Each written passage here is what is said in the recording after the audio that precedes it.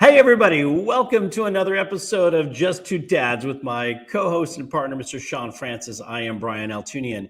And, in this world of sort of still in pandemic, pre-pandemic, post-pandemic, I don't know, however you want to describe it, mental health issues are still something that have not really been delved into deeply enough. It's really impacting many of us, and access to resources seem to be harder and harder to find, even though we're inundated with more information than ever before. Today's guest is one of our very good friends, a doctor, an author, just a brilliant lady. We cannot wait to share her content with you today on Just Two Dads. So stay with us.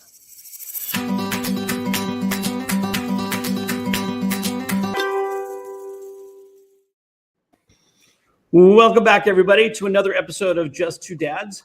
I am Brian Altunian, along with my friend, my partner, my business partner, my family, Francis. I want to welcome everybody who's catching us live on Facebook.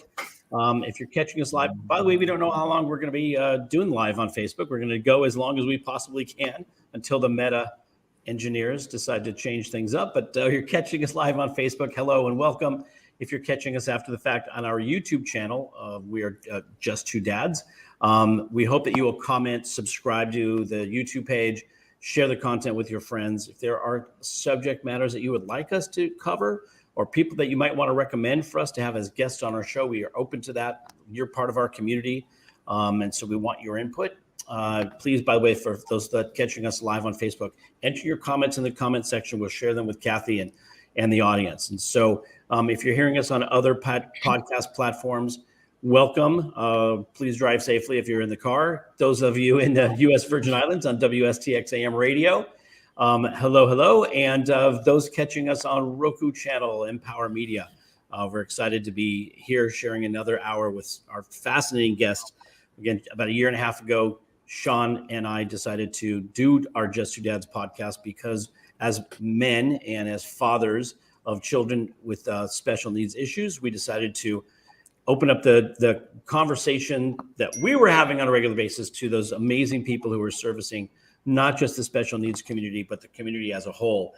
As it turns out, those of our community that have what's deemed or labeled special needs, they're really just needs that we all have. And so we're going to get into it today with our fantastic guest, who we have a very close relationship with, and we absolutely love this lady. Cannot wait for you to hear from her. But before we get to her, I'm going to throw it over to my partner, Mr. Shawn Francis. Has got a new background, a little different flavor today, but you look fantastic, buddy. How are you feeling? I'm feeling great. I'm going to make my intro short as possible. I'm glad to see everybody and jump right into it and welcome our guest and good friend, Dr. Kathy MacLeay. Welcome. Thank you. Hello, Kathy. I'm welcoming you guys. What the hell am I doing? But anyway. Listen, right. We're gonna get started with, I know as humble as you are. We've never had anybody on the show that says, you're right, I am a hero. But because most people feel like that's a strong word, doesn't fit them. But as usual, I will tell you that you are wrong, because you are in fact a hero, and most people that are heroes don't see themselves as such. And all heroes have superpowers, and all powers come from a hero's origin. Some are bitten from a spider, some come to Earth from another planet. But for those of us that are earthly heroes, that comes from our upbringing, who and where and what we come from. So why don't we start with that? Because the one thing, I don't want to jump ahead, but I just have to let people know they might be fascinated by the words we use to describe you and the doctor in front of your title. But what blows me away, and what you're going to give us will sort of, dictate that path. Those of us who are caregivers to children with special needs, and parents as well, what we do in that regard comes natural. You and your family have dedicated your life to the special needs community, but several individuals in particular who are not your blood relatives. And that, in addition to what has led you to that, is what we want to hear about. So take us back to when you came to be. All right. Well, my story starts in the 50s in northern Vermont, in a very small town of about 365 people, where I went to a one-room schoolhouse for all 8 grades. I would say I came from a privileged background, I would say. My parents were sort of drawn to community service and helping people. It was just what happened naturally. I don't think they contrived it to happen that way, but no one in my family was officially considered special needs to begin with. However, when I was born with a hereditary bone condition that was very rare, so wasn't studied much. So I was dragged around to what were called crippled children clinics when I was young. And of course, all the research doctors are gawping all over me and everything. So I didn't have a physical limitation. I used to ride horses. I jumped horses bareback. I raced. I could do everything. I knew I would never be an Olympic athlete, physically speaking, but I really wasn't constricted in terms of being in a wheelchair or using crutches or anything like that. But mentally, going through that brought me into school feeling like I'm not going to fit in and I'm not going to be liked. And then I got some bullying and ridiculing and so on. So it really messed me up, you might say. Just have to go through that. And even though I'd go home and my parents were loving and accepting, and I lived on a farm and I raised animals. And from day one, I was born to love horses. And so I had my first horse when I was 2 years old. I should say pony, which we brought home in the back seat of our Nashville Rambler car. And then I kind of grew up in the country and lived the country life and got all the way through school and went out to get a job, went to Massachusetts to work in a skilled nursing facility, taking care of sick elderly people. Did that for a year, came back and became a bartender for about a year and a half, went to Canada, worked at a special needs, big fat hospital facility that I had gone to like an in-service to learn about when I was in my bachelor's program, and met a guy, a young boy, 9 years old, who was under a table, had been there for 9 years. His parents had put him in the institution because they thought, the doctors told him he wouldn't live. He had cerebral palsy. And so he had no stimulation. He didn't know how to feed himself. He did nothing. He just stayed under the table because he was with like 50 other kids that were aggressive and biting. And he was not like that. He was very little quiet guy with a smile on his face. And so when I went in there to work with him, I took one look at him. He took one look at me. We smiled, and I fell in love with the kid, and I got him out of the institution, brought him over to Vermont to live with us, to be raised by us, because he didn't belong in any institution. And he was what you would say special needs in the sense he hadn't gotten who knows if he would have been cognitively average or not. He wasn't, because he got nothing for 9 years. That's the formative years of life. So anyway, to make a long story shorter, my parents took him in and they took care of him. And then I moved to California to go to graduate school, and he stayed there. And then my mother was first involved with foster care for emotionally disturbed children. So we had emotionally disturbed children living in our home growing up. And then being community service oriented, a guy from New York City came up and started a school for delinquent children, kids that were in trouble with law. Some of them had murdered and so on. It was either they go to jail or they come and go to this school. So my mother got involved, and she became the assistant to the schoolmaster. They called her Reverend Mother because she had a sense of humor, and she became a mother to all these kids. And some of them came and lived with us. And so this is my background growing up. So started with that. And then that was hard, because living with emotionally disturbed children is pretty emotionally disturbing, because they're disturbed most of the time. Sure. Yeah, it's very difficult. And so anyway, we moved beyond that. I think we raised maybe 6 or 7 emotionally disturbed kids, and then they left and moved out. And then my mother decided to start to work with special needs, like cognitively challenged kids. And she got, now the 3 kids we take care of today.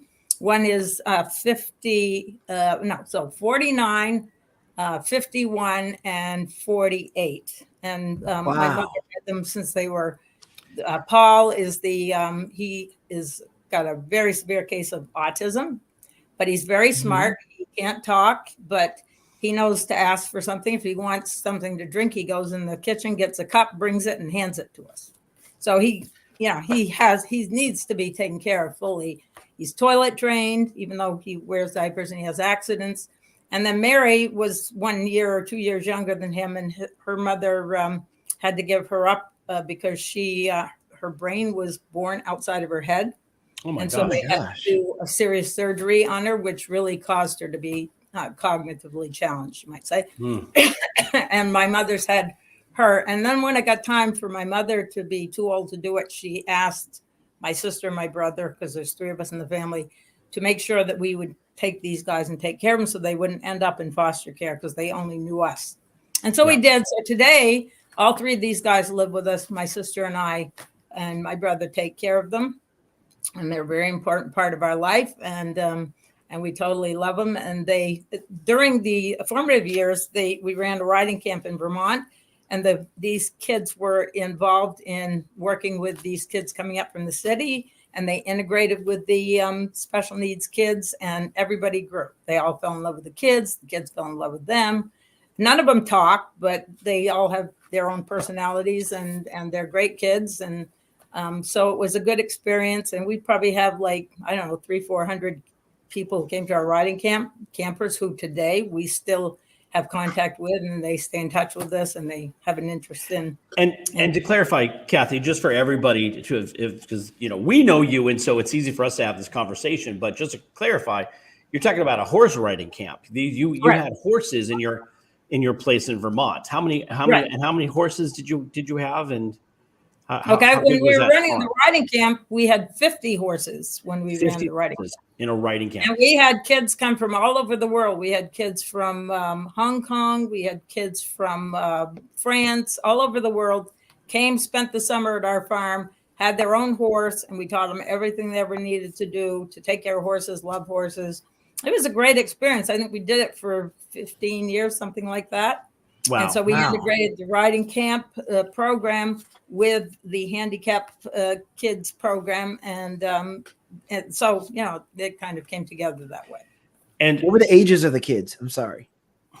The ages of the kids coming to the riding camp, I think they had to be 8 or 9, as young as that, and then up to 18.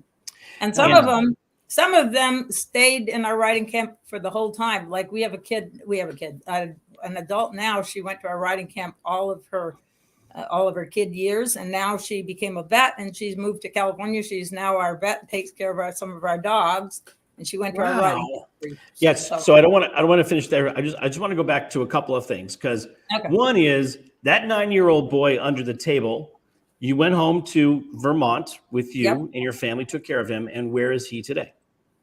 Well, today he's sitting in the same house I'm in. Luckily, so I just wanted to connect the dots for people. But it's lucky family. Yeah, and it's lucky he's in this house, because I don't know what happened, but somebody found out he was a Canadian citizen. They deported him in the middle of all this a long time ago now, and he had to go back to the institution and live, and it was torture. He didn't want to go. He didn't understand why he was taken back. My father went up and visited him back in the day when my dad was around. My dad loved these kids. I mean, loved these kids. He'd brag about them all over the place. And anyway, so he had to go back. And then we knew someone high up in immigration. We told him what happened. And the next day, he's across the border. Beautiful. And now he's living with you in California. And he is how old now? Is he 51? He's 51. Yep. 51. Right. So 42 years ago, you found this child under this table in a hospital. Yep. And 42 years later, he's lived with your family, with the exception of this period of time. Now, the second thing I wanted to roll back there to for a second is your parents are amazing people, that the willingness to do the stuff that they've done. But talk about your dad for a second, because your dad had some prominence. Yeah. Your dad had a position where he was able to go and make this connection with the immigration folks and make this happen. You can talk about your dad a little bit? Actually, my dad didn't make that immigration. I'll tell you how that happened. One of our kids that went to Beckett, in fact, the first boy that went through Beckett School, that's the delinquent boys school, his father was high up in immigration. And because everybody became part of our family, that's how that happened. It wasn't my dad specifically, but it was this guy who today is still a friend of ours, and he lives in Utah. He comes back to visit us, and every Amazing. 3 or 4 or 5 years we have a camp reunion, and so we go to Vermont and everybody gets together and we re-celebrate our relationship. Beautiful. All right, so you still have the farm in Vermont. Right. The family does. And you have a name for that farm, right? What's the name of that Seldom Rest Farm. Say it. Seldom Rest. Seldom Rest. Farm. Now in California, you've kind of recreated Yep. to some degree the ranch, and what do you call this one? Seldom Rest West. Which I love. Seldom Rest West.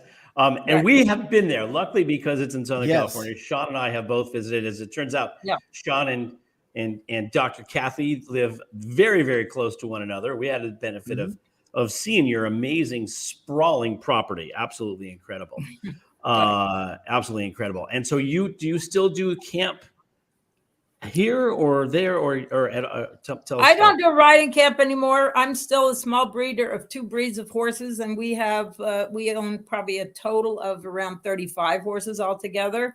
Around 25 currently on the property that I take care of every day with some help, and the rest are spread out. We let our horses out to people who want a horse for riding camp program or that type of thing, or they want to take our horses because they want to do some breeding with them because they're very high quality horses and that type of thing. Gotcha.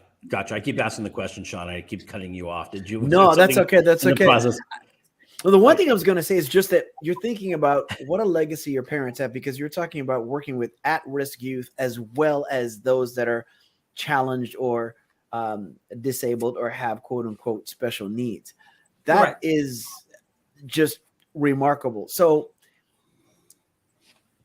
fast forwarding to today. So you and your sister primarily live on the property, and how many adults is it that you have? We talked about the one boy who you found under a table at the facility in Canada, has been with you for 40 plus years, but you have, is it 2 or 3 other adults with challenges that are working? Two others. Two others. One of them, they were both foster children in Vermont that my mother took on, and one was a year old when he came. And I think Mary's the girl. She is the one that had to have a lobotomy because of her brain thing. Her mother had German measles. I think she was like 2 when she came to my mom. And she is how old now? She's the youngest. I think she's 40. She was born in 73. I don't know. 48. She's 48. Thank you. Yeah.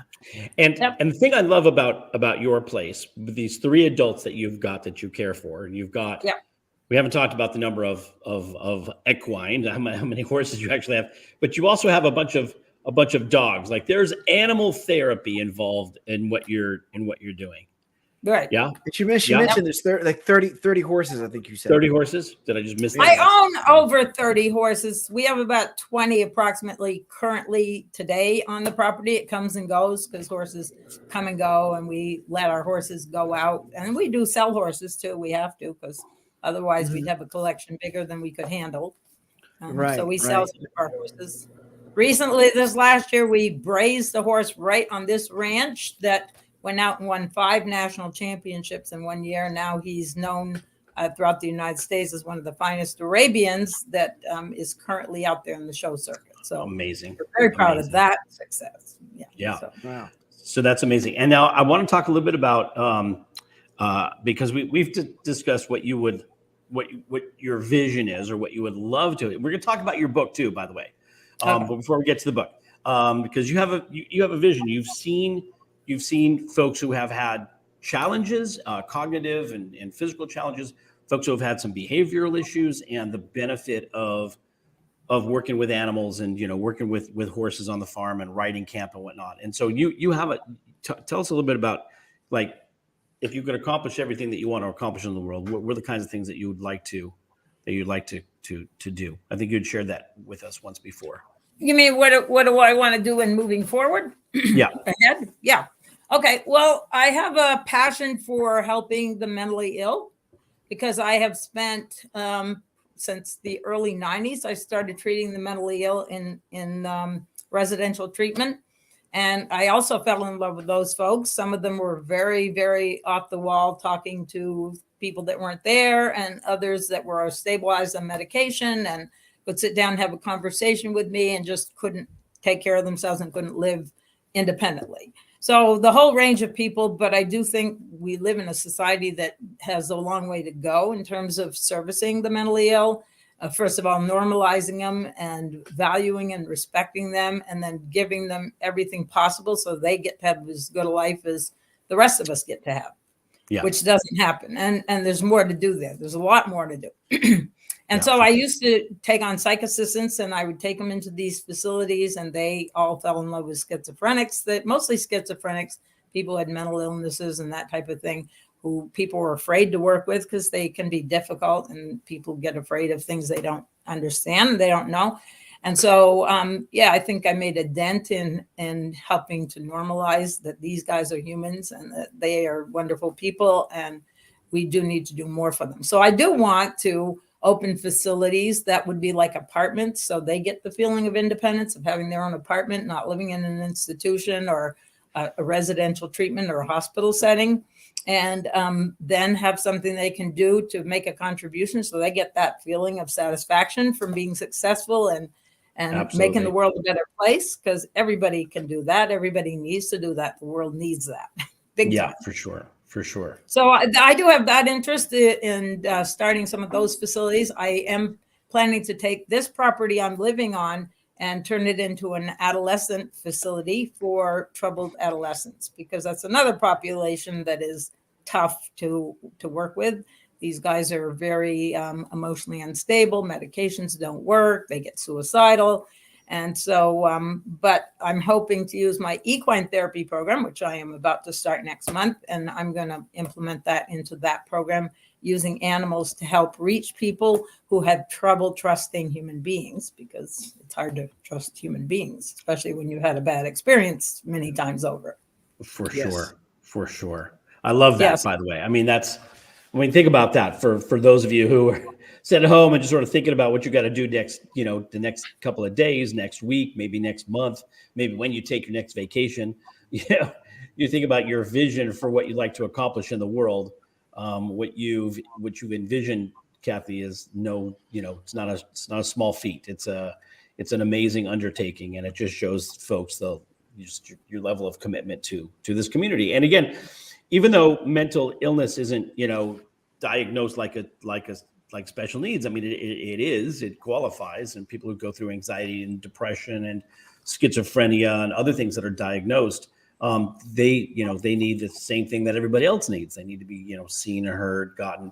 But to your point, there's a basic need to be of significance and to be of contribution. And, if that's something that may unlock, something magical for folks that have been struggling with some sort of mental illness, then, it's amazing benefit to our community. So I think that's a huge thing.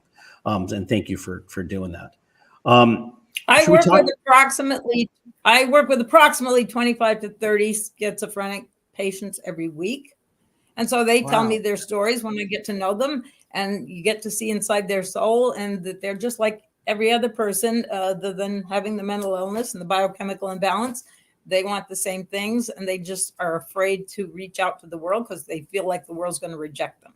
So I'm here to be the spokesman, or one of the spokesmen. I'm not the only one. There's many others who need to be a spokesman for them and give them a chance, and I figure as long as I'm alive, I want to be working like my parents did and helping communities, and then I will rest in peace when I do. It's amazing. And that's actually where I was going. So let's talk about your practice. So in working with those, is that part of your profession? I would say professional practice, or is that part of your community contribution? That part is part of my professional practice. I get paid to see these patients every day. I go into facilities. I go into a facility for the elderly because I have an interest in those folks too, because you're not dead till you're dead. And so there's a lot of people going into those places, and I take my dogs into those facilities, and I bring people to life when they see an animal, because they're sitting around depressed as all get out. They don't have their independence. Sometimes their families don't visit them. And so when they see a dog, they kind of like light up and they're happy. So I want to do a project where I do a research study, bringing animals from shelters into skilled nursing facilities and having them keep them there and see if it decreases the need for antidepressant medication, because these guys are all on lots of antidepressants, some of which don't work. Right. Well, I think animal therapy has a lot to offer. I think animals offer people a lot, like we offer them a lot. It's like.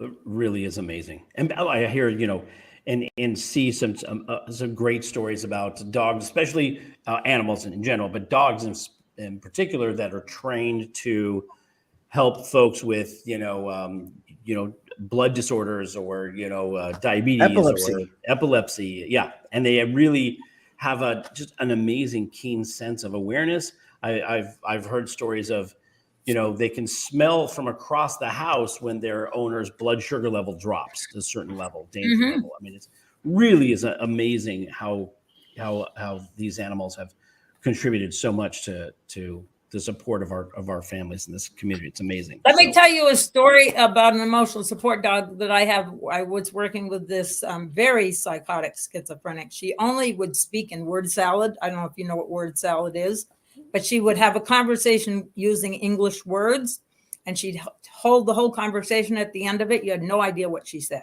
Interesting. That's called word salad. Meaning that there's English words, but they don't go together per se. Right. They're all that's like it's a symptom of schizophrenia. But anyway, she had a really bad case of it. And I'd sit and just listen to her, nod my head, have no idea what she was talking about. I just would be with her. So I brought the dog in. She was afraid of the dog, but she was interested in the dog.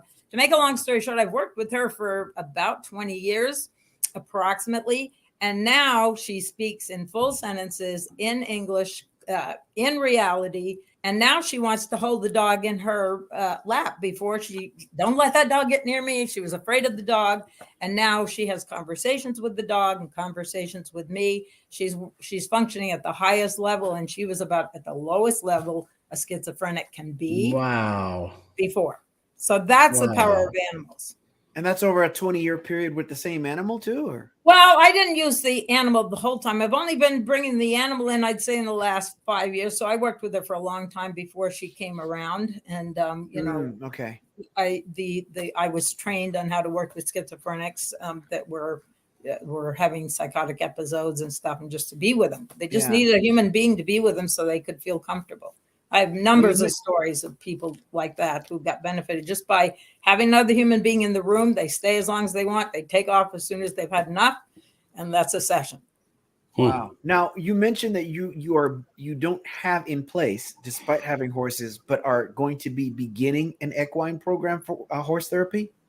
Well, I have everything on the property now, except the insurance is going into place next week. And the beginning of June, I'm going to be opening the practice. I can't keep up with the amount of business I have. I get like 12 referrals a week, and there's not enough hours in the day. So I'm going to put a lot of people in my equine therapy program, because it's been shown. They do a lot of research on how it's helped a PTSD war vets. That's the population I'm going to really gear it toward. And then eating disorder people, families, couples, adolescents. It's good for treating all those people. Animals, I mean, horses specifically, are very intuitive. They pick up the unconscious of people. And so there's just something about being in their presence that brings out the human being, and then therapists help them to tell us something about that, because I know several families and some of the autism support groups that I've belonged to and been part in, whose children have taken part in equine therapy and rave about it. I know it's different for each situation, but if you can just give like a highlight. Let's say I've given an example of someone that has a diagnosis of some kind where the equine therapy would help, and what the session might consist of. Because with you, obviously the session consists of compassion and asking questions and exchange of energy that you've been trained to administer. I don't know if it's as simple as simply learning to trust and pet the horse, or how does that work as far as the session goes? Well, it's different exercises that are done. So a group of people, patients, clients would come in for a session, and they'd have a goal. Let's say a goal for that session, or if it's a couple, what they want to work on in their communication. And then they get sent out into the arena to do something that the therapist, it's two therapists working, an equine specialist and a mental health specialist. And they give them exercises to do with the horses. It might be just go over and observe this horse. That might be one exercise. Or go see if you can move this horse without touching it from one end of the arena to another. Different things. And it's all in the just being with the horses, and the horses interacting with the clients and so on, back and forth. And then they come back and talk about it. And amazingly, it's almost magical. Incredible. Yep. Wow. I'll tell you a story, because we got a little time for stories, and they're always interesting, right? It's fascinating. Yeah. I went to a training. I hope I don't get choked up about this, but I went to a training to become an equine therapist. And at the time I went, I had broken my leg. And so I wanted to get the training finished. And so I went with a walker. I was using a walker and a wheelchair because I couldn't put any weight on my foot because I broke it. And so anyway, went all the way through the training. And then during the training, they had a few equine therapy horses that had been retired because they were crippled. They couldn't walk very well, and they could walk, but that was it. They were going to be either put down or have no use or whatever. They put them into the equine therapy program. So one of these horses was such, he had a scar on his side, which was, I had a scar on my side because I had to have surgery for my leg. So I'm identifying with this horse, and somebody spooked the horse, and they didn't know he couldn't walk well. And he started to trot, and he was limping pathetically. And everybody was all upset. Don't put that horse in this equine therapy. You're being abusive to the horse. Well, it turns out that this horse was going to be put down, put to sleep, or he was going to be given a job to be an equine therapist in the program. And he loved it. The horse went around, and other than he couldn't run at all because he would get very crippled. So that happened. And then toward the end of the training, it was a group exercise. And I wasn't going to participate in it because you had to go around with the horses, and somebody would have had to pick up my wheelchair and carry me over there and stuff. I didn't want to be a bother. So I said, no, I'll just stay out here on the side. You guys go do it and come back. And they said, no, you're going to be participating. They picked up my wheelchair. They took me into the thing to work with the horses, came back, and we were just talking about it. And the exercise we had to do with the horse was to see if we could move a horse through a path to achieve a successful goal. And it was mapped out on the ground. So they put like chalk, taken a dried, and then at the end there was a winner's circle. Okay.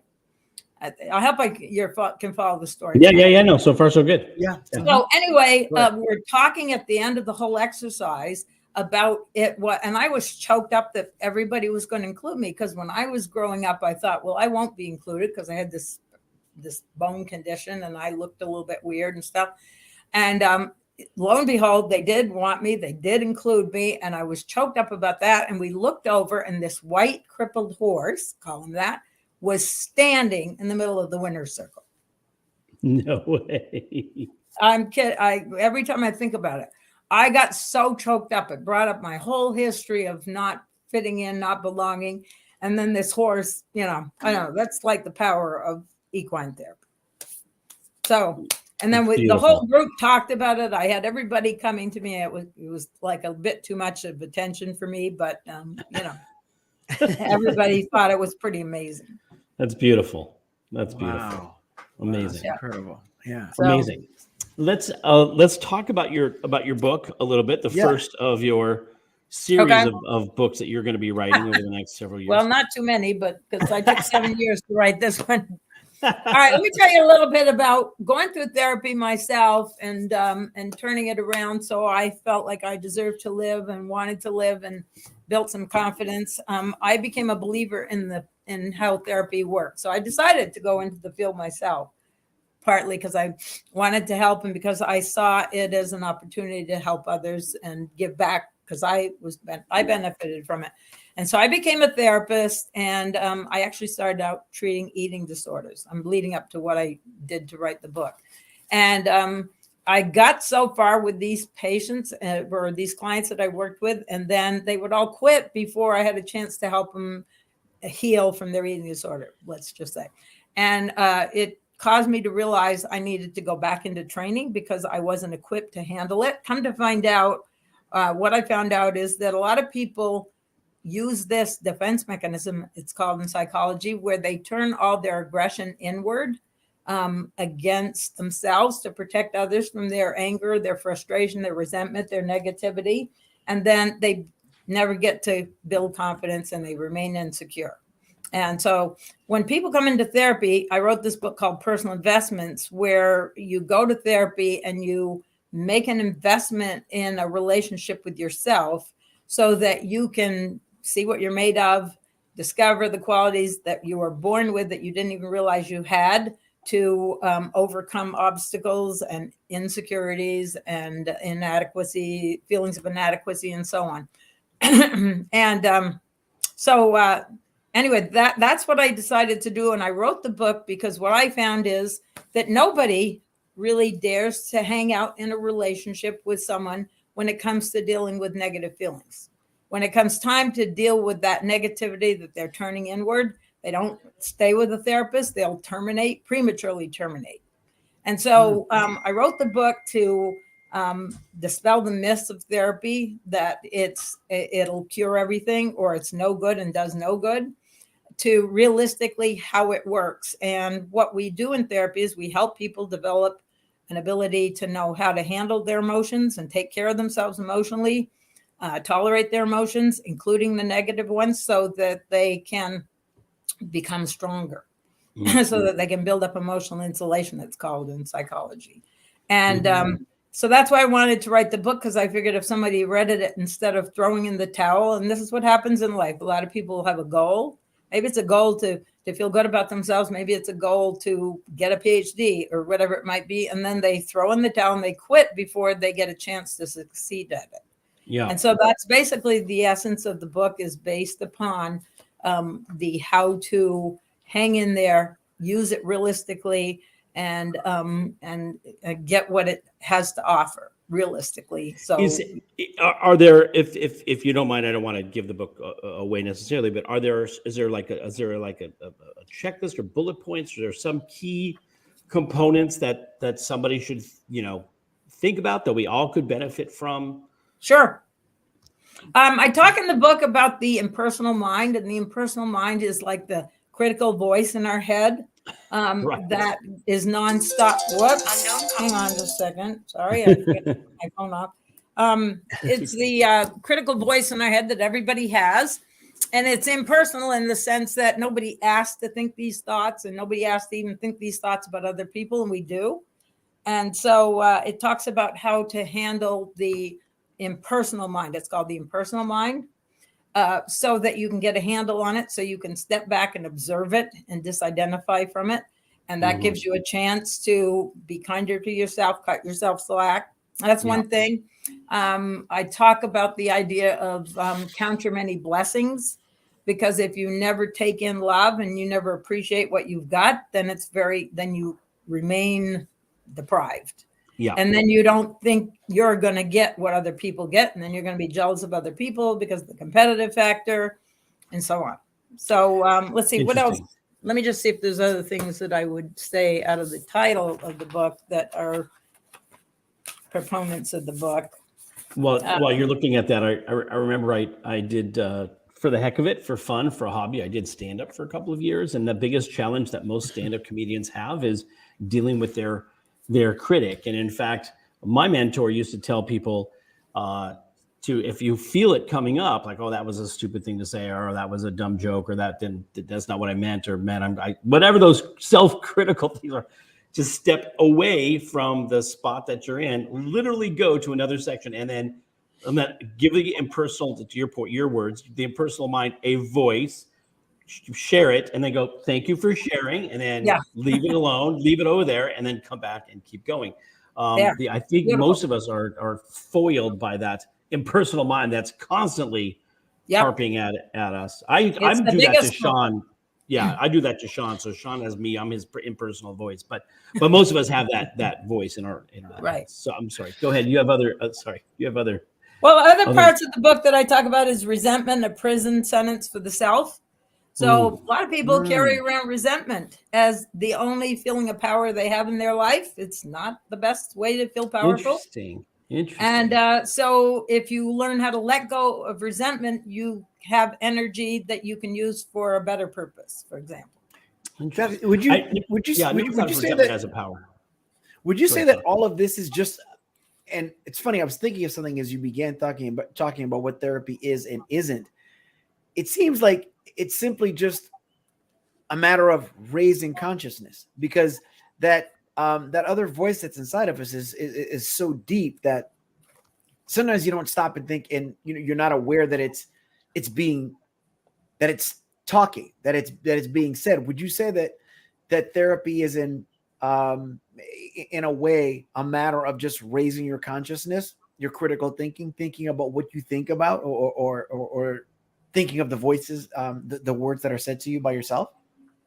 I think that's part of it, but actually what it is, it's more of developing an intimate relationship with a therapist where the two of them develop what is called an intimate relationship and a whole relationship. And the whole relationship is not just all positive and nice and wonderful, but the whole range of emotions are communicated back and forth, so that they learn how, it's like a laboratory therapy where you're going in there to learn about each individual client and how they learn, and then being able to help them to develop those skills that they need to do, but to have a whole relationship, which then they can take into the outside world with other relationships, because they've developed that kind of a relationship with the therapist where they get attached to each other and the therapist remains professional, but it's like a real relationship. It develops into a real relationship. To start with, it's what is called a transference relationship, where it's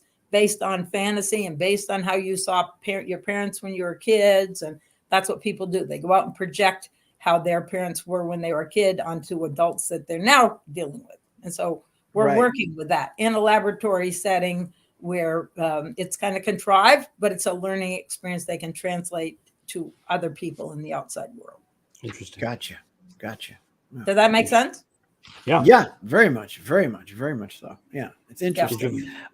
Yeah, follow-on conversation. I knew you had a follow-on. I feel like there was a follow-on question there, Shawn. Well, no, it's just an acknowledgement that, I don't think people talk about what therapy necessarily is. And the thought is, I think there isn't as much of a stigma as there used to be about therapy. Not as much. Not as much. There is still some, especially if you look in communities of color, certain cultures, and then with men, period, versus women. Yeah. And the idea is that, meaning women are a little more open. And then again, I just think it's because, we're not as smart as women, generally speaking. Or no, that's not it, because women are allowed to have emotions and men are not supposed to. Not supposed to, yeah. So it goes, that's probably it more than anything else. Yeah. But the idea is that, if you think of the most successful people, a therapist is just a coach, right. And then a life coach is just another word for, a form of therapy anyway. And I think what it comes down to is that, it's Einstein's theory of the idea that, you can't solve a problem at the same level of consciousness that it occurs, which is that if I'm here dealing with this thing, even if I have more capability than anyone on this planet to deal with the problem while I'm in the middle of it, it still has a limitation compared to the level to which I can deal with it if I either step away or have the perspective of someone that's looking from the outside in, as opposed to the other way around. And that's all therapy. That's all therapy is, and a guide, because we always think of therapy. When I was a kid, you thought of a therapist as someone who helps one that's troubled, as opposed to someone who's maybe good or great, and wherever they're at, they just want to get better. Yeah. I would say that, first of all, my undergrad degree was in psych. And so I would say that life coaches and therapists, while there are some similar similar elements of them, right? The perspective is that they're providing similar service. They really are entirely different, right? A life coach is just sort of applying the a to do, whereas a therapist is getting into it. As Kathy said, it's a deeper conversation. It's a deeper relationship. It's a deeper. There's the reason why therapists go through the training they go through is because it's a much more it's a deeper dive. Yeah, it's a much deeper dive. 8 years past being a PhD to do this work. So it's like 16 years of training to be the kind of therapist that I got trained to become. Yeah. That's a lot of training. But basically it's being a human being on the other end of another human being and developing the relationship and the power and the magic of that. And that's it. But getting the training to know how to stay therapeutic and stay professional and help the person to mature, because we're helping people to go through stages of emotional maturity and get their needs met. It's people who don't have their needs met that are unhappy and troubled and destructive. And if people learn how to get their needs met, crime would be going away and all this other problems would be going away, but people don't know how to get their needs met. Well, and that's why, as I said, that's why it's so fascinating that you work with the folks that you do, the folks that have some sort of psychoses or, some mental illness, because what you've just described, most people may not have it, but they have an easier access to it as opposed to those who have some cognitive issues or, again, psychosis. You're unpacking a whole bunch of stuff just to get to a starting point to be able to deal with all that. So it really is amazing work that you are doing. And again, we'll put it up on the screen one more time. The name of your current book, Personal Investments, Investing in Your Self-Worth. I know you're working on another book, and again, the extension of it's basically the extension of this idea. You talk about that just for a brief second of what you're kind of working on next. Yeah, the next book I'm hoping to title "Investing in Your Own Gold Mind," MIND, which is kind of like a metaphor for how to get yourself centered and know how to deal mentally and emotionally with life, so you can get out there and fulfill the need to be productive. Everyone has a need to be productive. If somebody's going to have satisfaction, peace of mind, and happiness in life, it's not enough to survive and eat 3 meals a day and watch television. People have to get out there and do something that makes them special, that makes them strong, that makes them feel like they're contributing to making the world a better place. And so the next book is going to be about how to do that, particularly in the work world. So that people don't settle for getting in a job, hating it, and existing and surviving, and not seeing that there's another opportunity that they could do and have a happier work life and a more productive work life and feel better about themselves. Amazing. It's all about building confidence. Yeah. Amazing. Investing in your gold mind. I love that expression. Yeah. Because we all have it. We just don't know. And we just don't realize it. Right. Yep. Beautiful. That's awesome. Well, as we're getting close to the end of our hour, I don't know how that was for you, Kathy, but like that goes fast, doesn't it? It goes by pretty fast. Well, talking to two wonderful guys like you makes it even better. It doesn't get better. Well, we love you and the work that you do and just who you are as a human being. We're so grateful to have you in our sphere of our worlds, and I know that the work that you're doing is an extension of where we'd like our hearts to be going. So, it's easy to have a conversation with you because we love you so much. I also work with the homeless, by the way. I have 5 or 6 homeless people that I've built places on my property for, and we're going to be contributing to the the Ukraine crisis. We're going to have some refugees come and stay on our property. We're fixing it to help them out. So, it's amazing. Shawn, go ahead and let's end this with our favorite. At this point in the show, Kathy, we asked the question, which is as follows: our ability to change the world, is dependent in at least in part by our ability or our willingness to change ourselves. So, considering how open-minded you are and how you are like the epitome of personal evolution, I'm really curious to hear your answer to this, which is, give us an example of one thought or belief that you really felt strongly, but no longer believed to be true? Well, I would say I had all the insecurities that a human being can acquire growing up. And not that I had the worst life by any stretch of the imagination. I had a very good life. And yet I would say I did my share of emotional suffering and pain. And so working on myself, not giving up, keeping an open mind, addressing those things that stood in the way of my getting my needs met or achieving goals. Like I feel a lot of people have what is called a poverty consciousness. And so deep down, they don't really realize that they deserve things, or that they'll be able to get it. They'll be left out and everybody else is going to get it. So addressing those things that stand in the way, I think, are things I'm still working on. And I realize the day that I die, I'm still going to have all those insecurities I've had since day one. They don't define me anymore. In fact, they're responsible for the strength I have developed out of it. So that which doesn't kill you makes you stronger. You just can't quit. You can't give up. You got to keep plugging along as hard as it gets. Wow. It's funny you say that, because I was thinking, I had this thought earlier.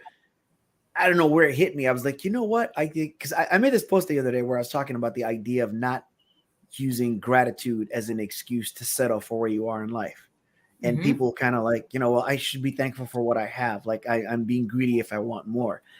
And I think the thought is still with me, because today I was thinking how so many people you've heard of people being afraid of success. And those that are probably like, don't think they deserve a certain amount, even if they loudly say it, which means that there are more people walking around with holes in them.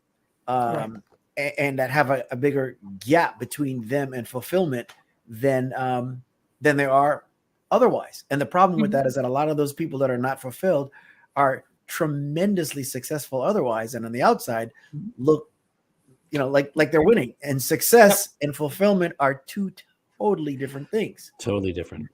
Yeah, that's fantastic. I don't think I've ever had so much of a response, Brian can attest to this, of my own, based on someone's answer to that question, which we ask every week. So thank you, and thank you. Yeah, appreciate that. Amazing. And as we wrap up our show, first of all, thank you, Dr. Kathy, for being with us and for taking a part of your incredibly busy day to have this conversation with us. I hope that people will take the time and look up Personal Investments, Investing in Your Self-Worth by Dr. Kathy MacLeay. We've put the Amazon address on the in the chat, and we'll have that in as we have links to this episode. I want to thank everybody for participating, for commenting. We've had a few comments and a few thumbs up and supports from folks that actually one of the gals I went to elementary school with, which I am so grateful that Maura Sindel said hello, and Billy out in Hawaii. And obviously want to thank our producer, Shawn Hall in Hawaii, who helps get us set up and takes care of us, nudges us that keeps us on track. So thank you, Shawn. We love you as always. And as I say to wrap up this show, it's almost more poignant today than almost any other time. I would say that, right now, empathy and love is really what's so needed. If you look at somebody's situation, you may not understand it. Rather than have a critical or judgmental eye, if you look at them with some empathy, knowing that what they're going through may not be something that you understand, cut people some slack. This has been a tough time. We've had, now we've got economic ramifications of what's been happening with the pandemic, and that was a tough enough process to go through, and it's going to be lingering. And so people are struggling. Mental health issues are still a big thing. So be empathetic. You have no idea what the other person that you're looking at or that you're viewing or you're seeing, you have no idea what they're going through. So have some empathy. And if we all looked at the world through lenses of love, the world would be a much better place. So I want to thank you again, Kathy, and throw it to Shawn, my good friend. Sorry, Shawn, I interrupted you like 100 times a day. I apologize for that. But as always, I love doing this podcast with you. That was just a matter. Thank you guys for having me. Before I just want to thank you for giving me the opportunity, and I just love talking to you. And thanks so much.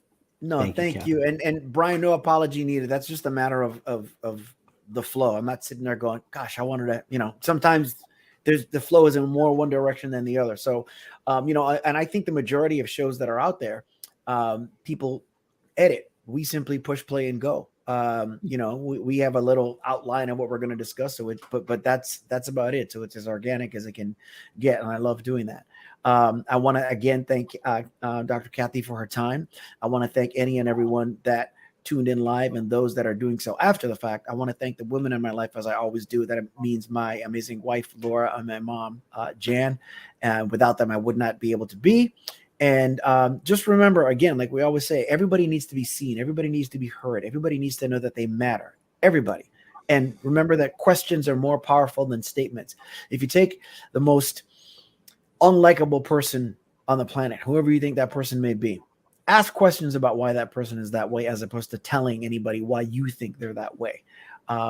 Those are the things that will make this world a better place. Let's try and be a little more childlike, less childish, and be curious about each other. And we'll see you next time. And thanks for tuning in to Just Two Dads. For watching this, we love you. We love you. Dr. Kathy, don't leave yet. Thanks again, folks, for catching another episode of Just Two Dads.